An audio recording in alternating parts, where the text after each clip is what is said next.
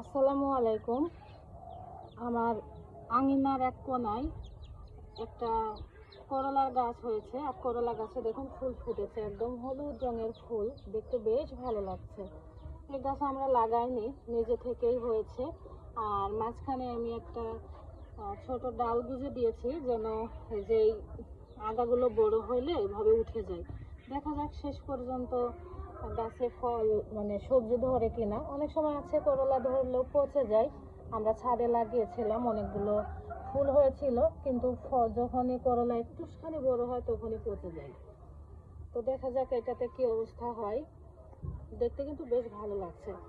আর এটা হচ্ছে গাছেরই মানে এটা ধনছের ডাল, তো এই ধনছের যে আঁশ হয়, আঁশটা এখানে আছে। আর এই গাছটা হয়েছে আমাদের মুরগির ঘর, তার পাশেই। আমার তো বেশ ভালো লাগছে। আপনাদের কাছে কেমন লাগছে কমেন্টে জানাবেন।